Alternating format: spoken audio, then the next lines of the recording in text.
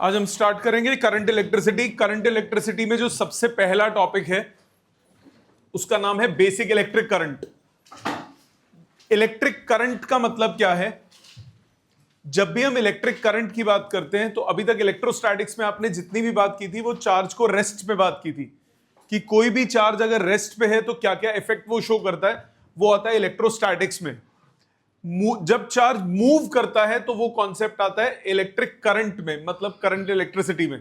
तो पिछले चैप्टर में, दोनों चैप्टर्स में, पहले और दूसरे में, हमने रुके हुए चार्ज के सारे इफेक्ट्स की बात की। अब हम मोशन ऑफ चार्जेस के इफेक्ट्स की बात करेंगे। सो सबसे पहला जो मोशन ऑफ चार्ज का इफेक्ट है, पहली तो ये मोशन से करंट जो होता है वो कैसे डिफाइंड होता है, वो क्या रिप्रेजेंट करता है, मोशन होता है तो क्यों होता है, पहले उसकी बात करेंगे। तो साथ साथ लिखेंगे। सबसे पहला पॉइंट स्टार लगा के लिखिए। whenever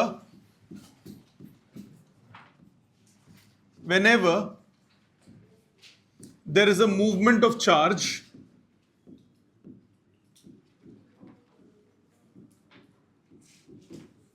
whenever there's a movement of charge,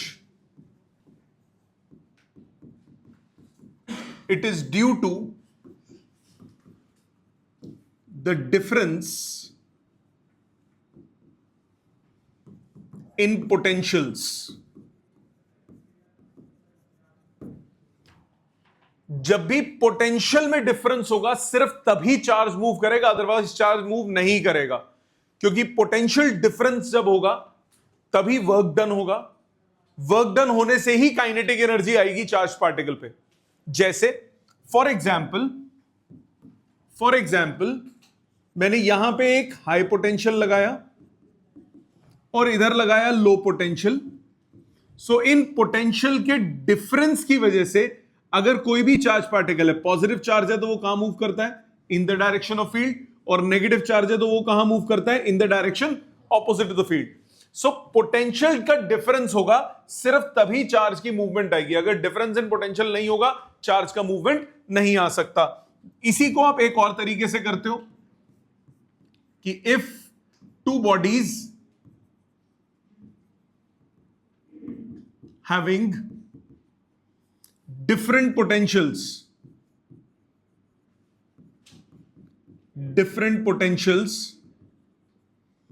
are brought in contact। क्या होता है जब दो बॉडीज को डिफरेंट पोटेंशियल्स पे कांटेक्ट में लाते हो तो शेयरिंग ऑफ चार्जेस होती है in such a manner that after sharing they both acquire what, common potential. याद है ना बात? They are brought in contact, then due to sharing of charges,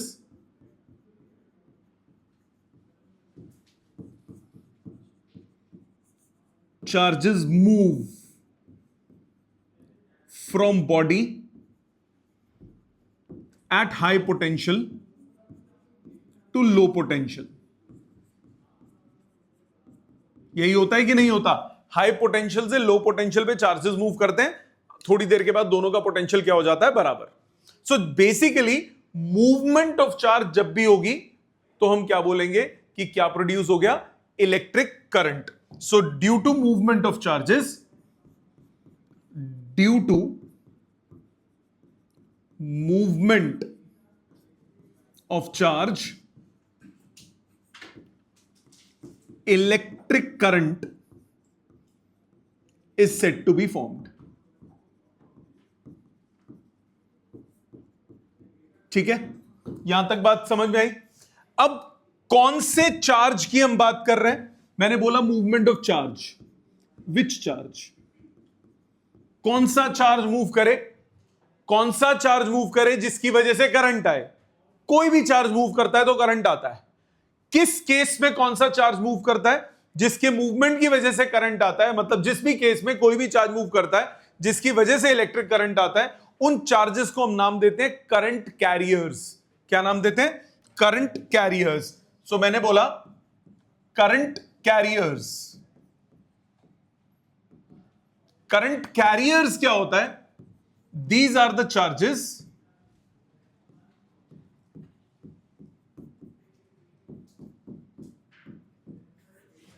whose motion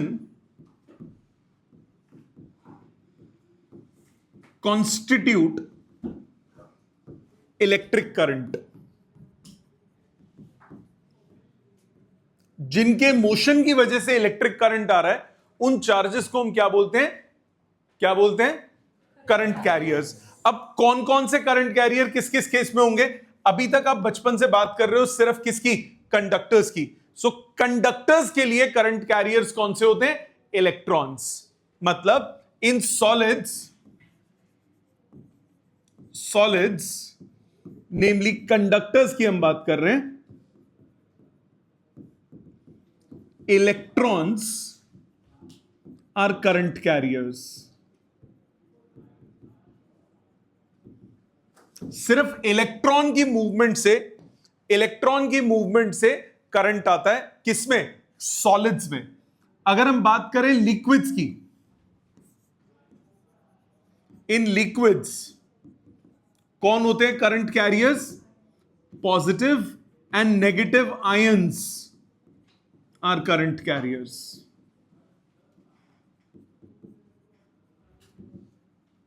जैसे अब डाइल्यूट HCl सॉल्यूशन लेते हो तो H पॉजिटिव Cl नेगेटिव, या HNO3 का सॉल्यूशन लेते हो डाइल्यूट तो उसमें H पॉजिटिव NO3 नेगेटिव। ये आयंस क्या होते हैं? Current carriers. इन आयंस की मूवमेंट आपको क्या देती है? Electric current. ठीक है। सो सॉलिड्स में कौन है रिस्पॉन्सिबल? इलेक्ट्रॉन। लिक्विड्स में कौन है responsible? Positive and negative ions. तीसरा, इन gases positive ions and electrons are current carriers. ये आगे न्यूक्लियर फिजिक्स में पढ़ोगे, बाकी केमिस्ट्री में शायद पढ़ा होगा आपने, कैथोड रेज वगैरह पढ़ा है। ठीक है।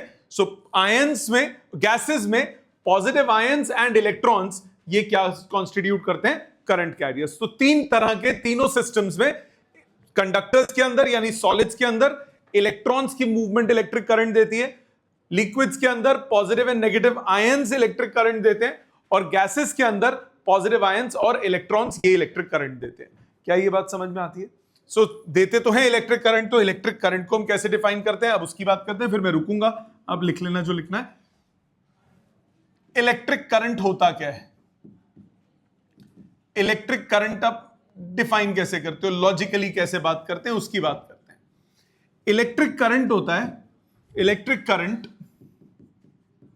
Through a cross section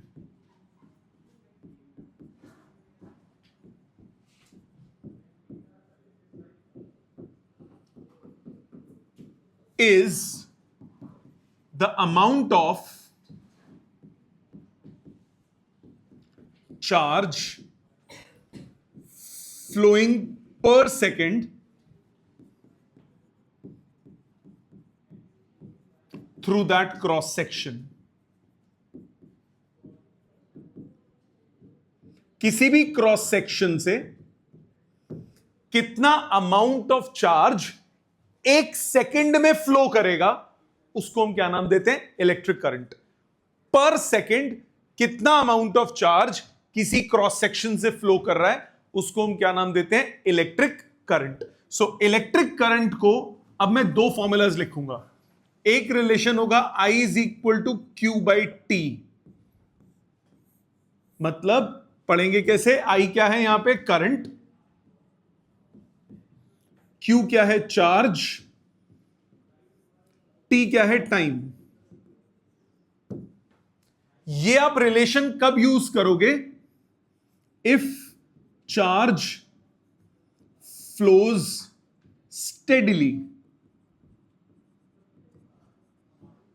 steadily का मतलब कि अगर एक सेकंड में एक कूलम चार्ज फ्लो कर रहा है तो 2 सेकंड में 2 कूलम फ्लो करे, 3 सेकंड में 3 कूलम फ्लो करे, वेरिएशन ना हो, तब आप ये यूज करते हो।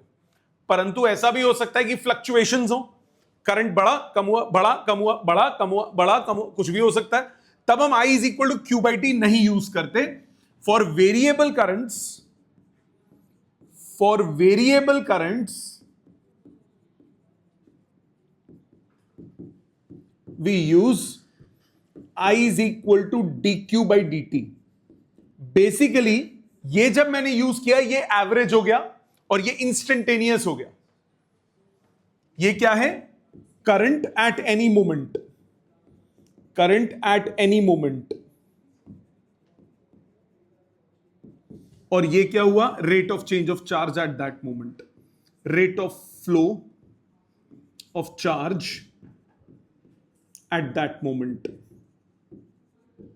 क्या यहां तक बात समझ में आती है? यहां तक बात समझ में आती है? तो आप जब लॉन्ग इंटरवल ले लेते हो तो उस पूरे इंटरवल में जितना चार्ज फ्लो किया डिवाइडेड बाय उस इंटरवल का टाइम, वो क्या होगा? Average current. अगर आप हर मोमेंट में बात कर रहे हो तो क्या यूज होगा? इंस्टेंटेनियस। मतलब इससे यूनिट्स भी निकले, इससे यूनिट्स ऑफ करंट कौन से होंगे? आप बताओ क्या होंगे यूनिट्स? बचपन में पढ़े हैं ना, क्या होते हैं? एम्पियर। कैसे निकला? ये क्या है? कूलम। ये क्या है? Second. So units of current हो गए, ऐसा यूनिट हो जाएंगे कूलम पर सेकेंड, या फिर इसको हम बोलते हैं ampere,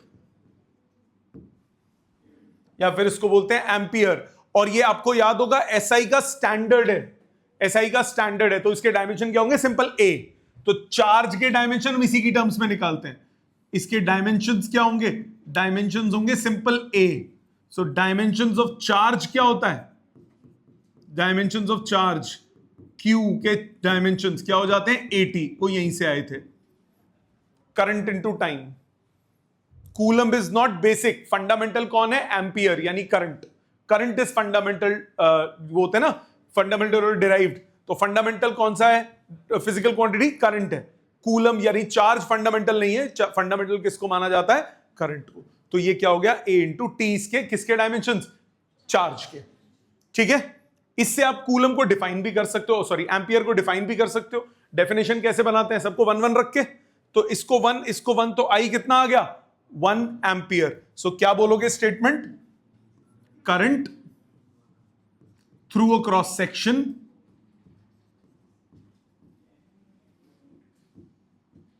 is said to be 1 ampere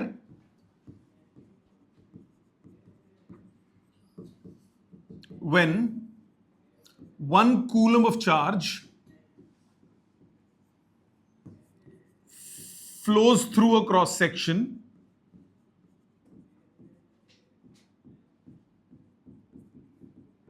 in 1 second।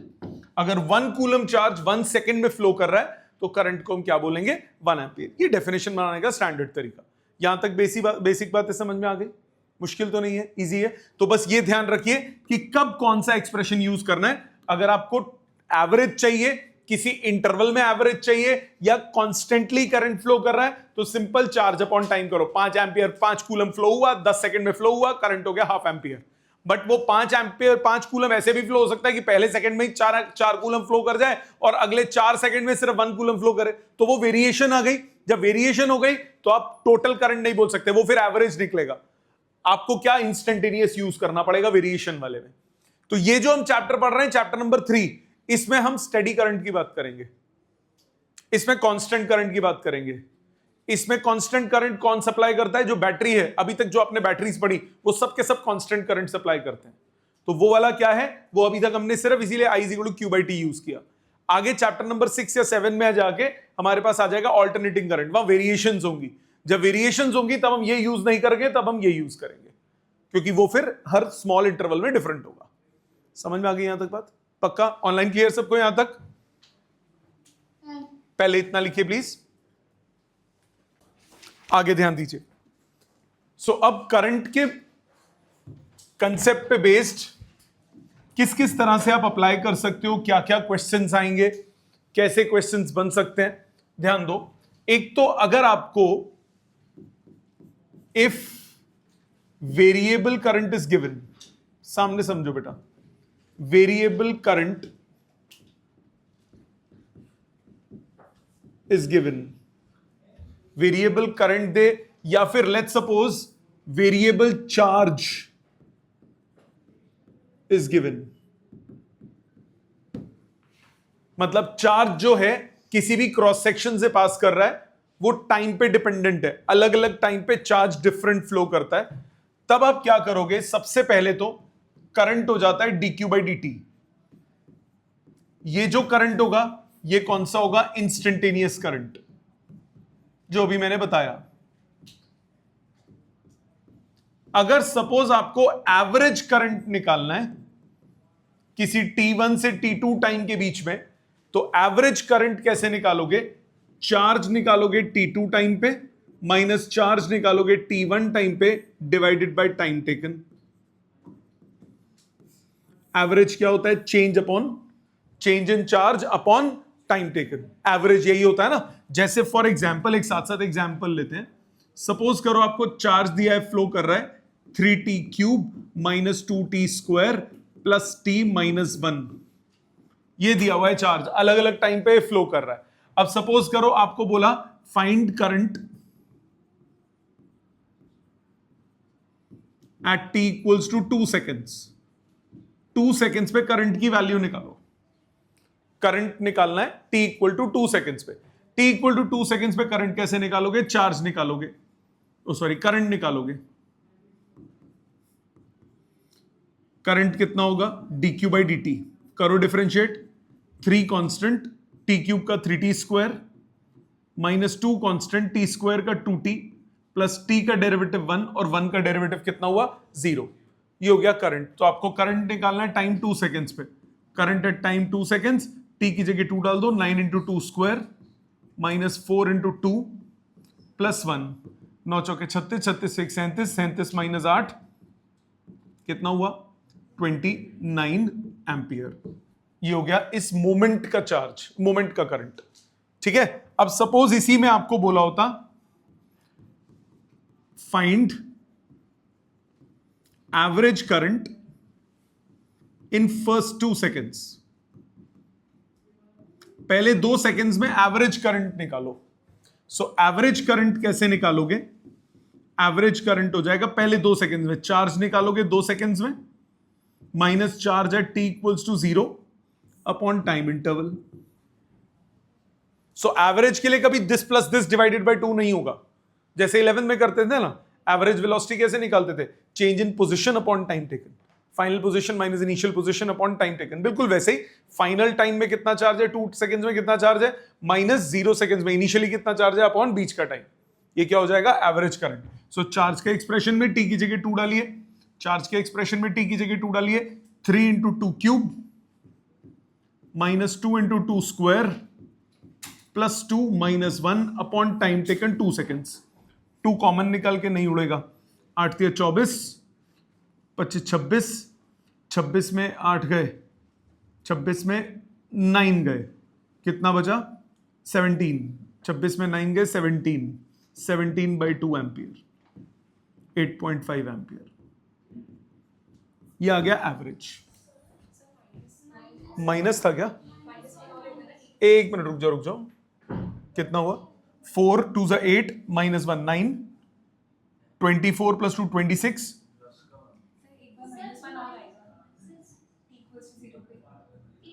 अच्छा t इक्वल टू 0 रह गया क्या? Sorry, this minus t equal to 0 का रह गया। सॉरी, t इक्वल टू 0 का डालोगे तो ये आ गया माइनस 1।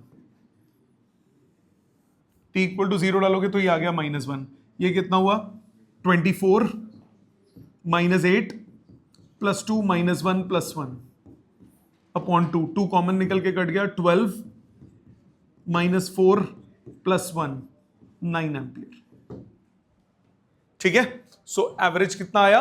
9 एम्पियर 2 सेकेंड्स पे। उस मोमेंट पे करंट कितना था? 29। बट उन 2 सेकेंड्स में ही एवरेज करंट कितना हुआ? 9 एम्पियर। ठीक है। तो इंस्टेंटेनियस निकालना है तो ऐसे, और ये निकालना है तो ऐसे। तीसरे टाइप का इसमें बनता है, अगर आपको चार्ज गिवन, अगर आपको करंट गिवन हो, if current at any moment is given. अगर करंट किसी भी मोमेंट पे दिया हो तो चार्ज क्या होता है? Integration of I D T. कैसे निकाला? आई कितना हुआ? dq by dt। तो dq कितना हुआ? आई डी टी। चार्ज कितना हुआ? Integration of I D T. So current को इंटीग्रेट करोगे तो आप किस पे पहुंच जाओगे? चार्ज पे। चार्ज को डिफरेंशिएट किया, करंट आ रहा है, करंट को इंटीग्रेट करोगे, चार्ज पे पहुंच जाओगे।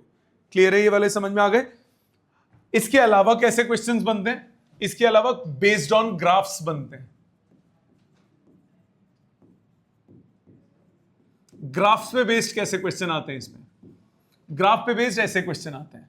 सपोज आपको current, charge versus time graph है। किसी भी मोमेंट पे करंट इस तरह से पास कर रहा है, वेरिएशन है, चार्ज ऐसे पास कर रहा है। सो किसी भी मोमेंट पे अगर आप स्मॉल एलिमेंट लेके स्लोप निकालते हो तो स्लोप क्या होता है? Delta Y by delta X. X की जगह यहां पे क्या है? टाइम है कि नहीं है? ये क्या होता है? करंट होगा कि नहीं होगा? मतलब slope of QT graph, charge versus time graph, gives current. Charge और टाइम के ग्राफ का जो स्लोप होगा वो आपको क्या देगा? करंट। इसी तरह से area under current versus time graph gives charge. Y axis पे करंट है, एक्स एक्सिस पे टाइम है, कैसे भी फ्लो कर रहा है, तो किसी भी मोमेंट पे ये एरिया निकालोगे अगर, तो ये एरिया आपको क्या देगा? चार्ज। आप एक छोटी सी स्ट्रिप कंसिडर करो, आप एक छोटी सी स्ट्रिप अगर आप कंसिडर करोगे, स्मॉल स्ट्रिप आप कंसिडर करोगे, तो लेंथ हो गया dt, हाइट हो गई i, इंटीग्रेट करोगे क्या आ जाएगा? टोटल आ जाएगा कि नहीं? कैसे करते हो? एक छोटी सी स्ट्रिप कंसिडर की, इसका लेंथ हुआ dt, ये हुआ करंट, तो एरिया ऑफ स्ट्रिप कितना हुआ? एरिया ऑफ स्ट्रिप हुआ i dt। So total area कितना हुआ? टोटल एरिया हुआ इंटीग्रेशन ऑफ i dt। ये क्या देता है? इंटीग्रेशन ऑफ i dt क्या होता है? चार्ज होता है कि नहीं होता? सो कौन कौन से टाइप के क्वेश्चन बने? एक तो बिल्कुल फुद्दू टाइप के क्वेश्चन बने, आपको चार्ज देगा, टाइम देगा, करंट निकालना होगा, करंट देगा, टाइम देगा, चार्ज निकालना होगा। ये सिर्फ तब होंगे जब कांस्टेंट करंट्स होंगे। दूसरा, वेरिएशन वाले क्वेश्चन कैसे बनते हैं? I is equal to D Q by D T, या फिर Q is equal to integration of I D T. तीसरे टाइप के क्वेश्चन कौन से बनते हैं? एरिया वाले क्वेश्चन, एरिया वाले और स्लोप वाले, ग्राफ पे बेस्ड क्वेश्चन। अगर चार्ज वर्सेस टाइम ग्राफ है तो उसका स्लोप आपको क्या देगा? करंट। और अगर करंट वर्सेस टाइम ग्राफ है तो उसका एरिया आपको क्या देगा? चार्ज। यहां तक बात समझ में आ गई? पक्का? यूनिट्स, डायमेंशंस, वो भी सब क्लियर? अच्छा, अब आ जाते हैं अगली बात पे, और बहुत इंपॉर्टेंट बात, direction.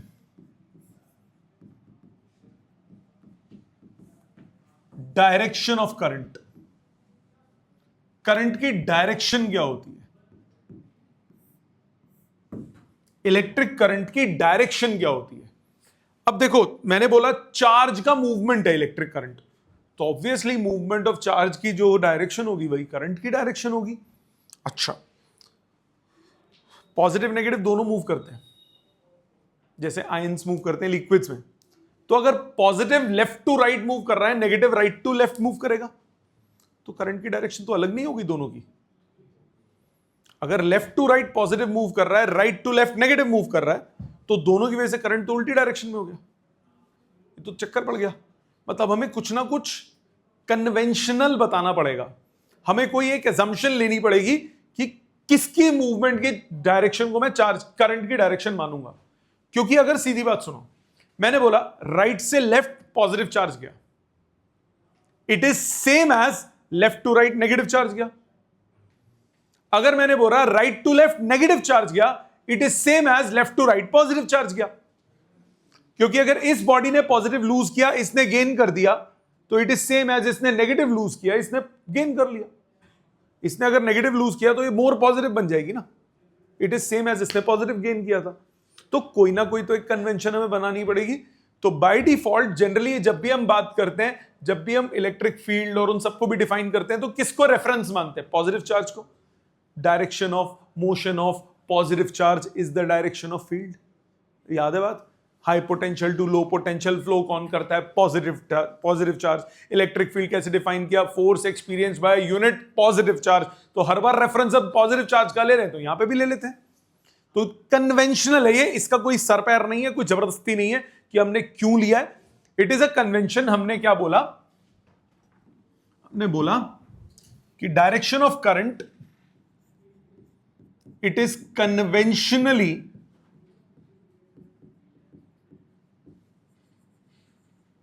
Taken as the direction of flow of positive charge। जिस डायरेक्शन में पॉजिटिव चार्ज मूव करेगा वो डायरेक्शन हमने किसकी बोल दी, इलेक्ट्रिक करंट की डायरेक्शन होगी। मैंने क्या बोला, जिस डायरेक्शन में पॉजिटिव चार्ज मूव करेगा वो डायरेक्शन हमने किसकी बोल दी, किसकी बोल दी, इलेक्ट्रिक करंट की। कन्वेंशनली हमने ये डायरेक्शन ले ली। Now direction of flow of positive charge बोल दिया, बट अब जैसे कंडक्टर्स हैं, कंडक्टर्स में तो पॉजिटिव मूव ही नहीं करते, कंडक्टर में तो मूव ही कौन करता है, इलेक्ट्रॉन करता है। तो अगर इलेक्ट्रॉन मूव कर रहा है या कोई नेगेटिव चार्ज मूव कर रहा है, if negative charge moves, then current due to its motion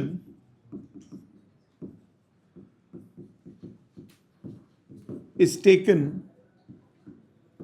in opposite direction of its motion। उससे मोशन से उल्टी डायरेक्शन में हम करंट मान लेते हैं। मतलब जैसे सपोज करो ये पॉजिटिव चार्ज है, पॉजिटिव चार्ज इधर मूव कर रहा है, ये मूवमेंट है, तो इसी डायरेक्शन में इनका करंट होगा। बट अगर ये नेगेटिव चार्ज है, ये इस तरफ मूव कर रहा है, ये इनकी मूवमेंट की डायरेक्शन है, तो इसका करंट इस डायरेक्शन में होगा। तो जिस डायरेक्शन में पॉजिटिव मूव करता है उसी डायरेक्शन में आप करंट लेते हो, जिस डायरेक्शन में नेगेटिव मूव करता है उससे पुठी डायरेक्शन में करंट लेते हो। मतलब सपोज करो मैंने पोटेंशियल डिफरेंस लगाया, सपोज करो मैंने पोटेंशियल डिफरेंस अप्लाई कर दिया और दोनों चार्ज मूव हो सकते हैं, पॉजिटिव मूव हो रहा है और नेगेटिव भी है, दोनों एग्जिस्ट करते हैं, आयन से सपोज। तो पॉजिटिव कहां मूव करेगा, नेगेटिव की तरफ, नेगेटिव कहां मूव करेगा, पॉजिटिव की तरफ। तो जो पॉजिटिव के मूवमेंट से जो करंट आएगा वो होगा इसी डायरेक्शन में, current due to positive charge. Negative की मूवमेंट से भी जो करंट आएगा वो भी इसी डायरेक्शन में होगा, current due to negative charge. Positive जिस डायरेक्शन में मूव किया उसी डायरेक्शन में करंट, नेगेटिव जिस डायरेक्शन में मूव किया उससे पुठी डायरेक्शन में उसका करंट। सो दोनों का करंट क्या हुआ, सेम डायरेक्शन में। सो टोटल करंट क्या होगा, टोटल करंट होगा पॉजिटिव चार्ज का करंट प्लस नेगेटिव चार्ज का करंट। चाहे दोनों का मोशन उल्टी डायरेक्शन में, बट करंट दोनों का हमेशा क्या होगा, सेम डायरेक्शन में। ऐसा ही होगा आगे सेमीकंडक्टर्स में भी, ऐसा ही होता है आयंस में भी, लिक्विड्स में भी। समझ में आई बात, यहां तक बात क्लियर है, अच्छे से समझ में आई। दूसरी बात हमने क्या देखा, आपने बचपन में एक चीज पढ़ी है, ये बैटरी है, ये रेजिस्टेंस है, करंट कहां से कहां लेते हो,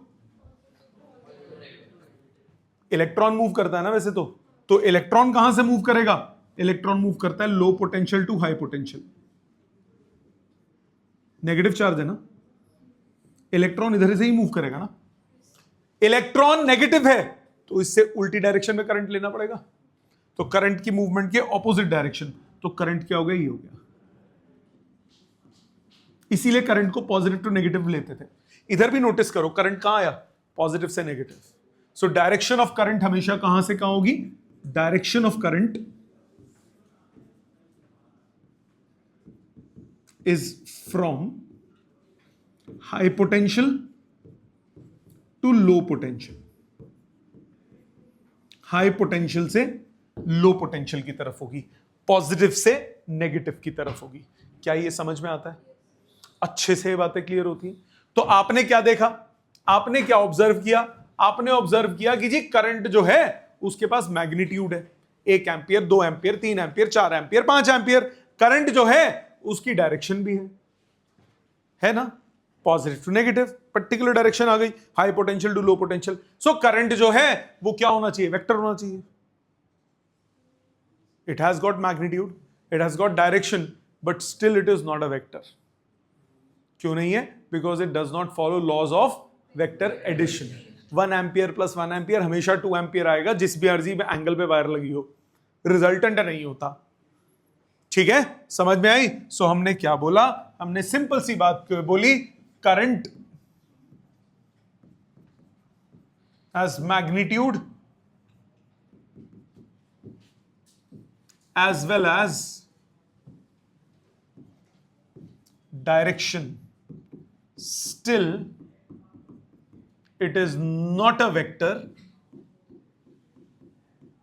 because it does not follow laws of vector addition. किसी भी क्वांटिटी के वेक्टर होने के लिए मैग्नीट्यूड डायरेक्शन के साथ साथ उसका laws of vector addition follow करना भी जरूरी होता है। यहां तक सारी बात समझ में आ गई? पहले इतना लिखो, थोड़ा सा और बचाइए। नेक्स्ट है टाइप्स ऑफ इलेक्ट्रिक करंट। कौन कौन से टाइप होते हैं इलेक्ट्रिक करंट के? सामने देखिए,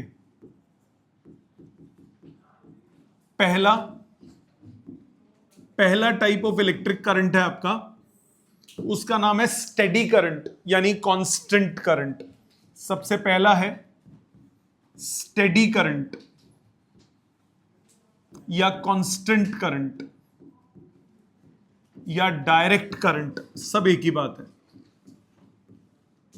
शॉर्ट में इसको लिखते हैं DC. Steady current, constant current नाम से ही क्लियर है, ऐसा करंट जो समय के साथ ना बदले, उसको हम क्या बोलते हैं? Steady current. मतलब when rate of change, rate of flow of charge,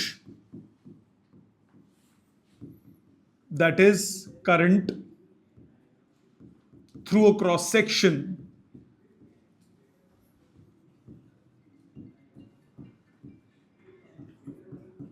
remains same,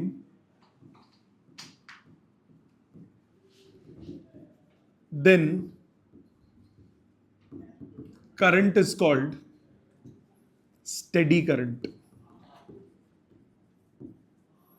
ऐसा करंट जिसका कि जो हमेशा कांस्टेंट रहे समय के साथ, तो ये करंट वर्सेस टाइम ग्राफ कैसा होना चाहिए? Straight line. टाइम के साथ जो करंट चेंज ना हो उसको हम क्या नाम देते हैं? Steady current. दूसरे टाइप का जो करंट है वो है वेरिएबल करंट। नाम से ही क्लियर है, वेरिएबल करंट कौन सा होगा? करंट जिसका मैग्नीट्यूड या डायरेक्शन, करंट मैग्नीट्यूड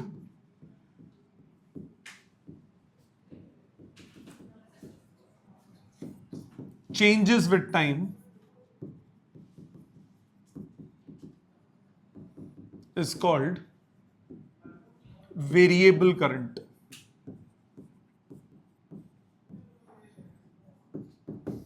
समय के साथ जो करंट बदले उसको क्या बोलेंगे? Variable current. ये भी वेरिएशन का कोई स्पेसिफिक रूल नहीं है, जैसे मर्जी वेरी हो सकता है। मतलब बढ़ रहा है, कम हो रहा है, कम हो रहा है, बढ़ रहा है, कैसा भी हो सकता है।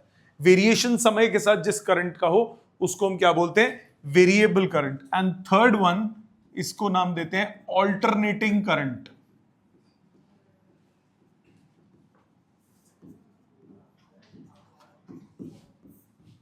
एसी। क्या होता है ये? करंट जिसका, current whose magnitude changes continuously, magnitude changes continuously and direction periodically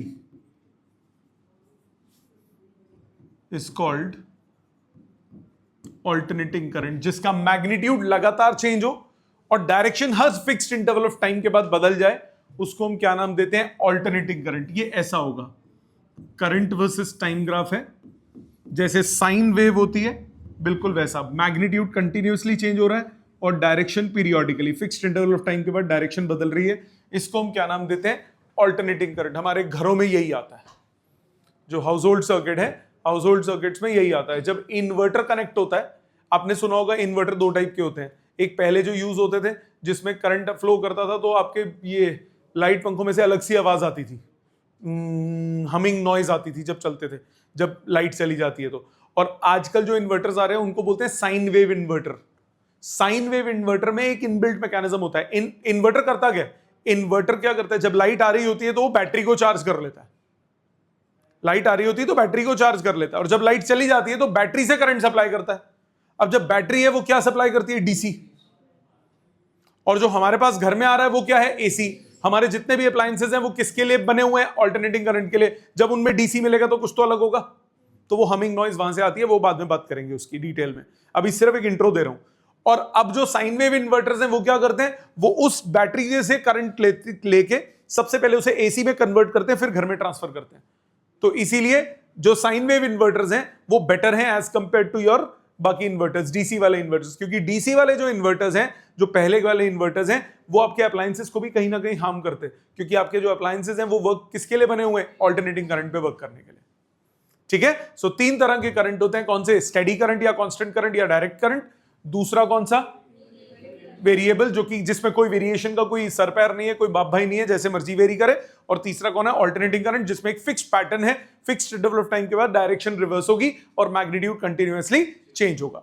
ठीक है, ये इस जरूरी नहीं है ऐसा, बहुत सारे टाइप के होते हैं। ये तो एक मैंने एग्जांपल लिया साइन वेव का, एक इसमें सॉ टूथ वेव फॉर्म बनता है, अलग अलग टाइप के वेव फॉर्म्स होते हैं, सब पढ़ोगे बड़े होके।